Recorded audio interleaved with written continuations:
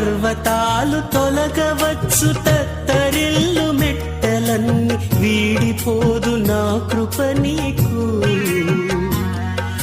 నా నిబంధన తొలగదు.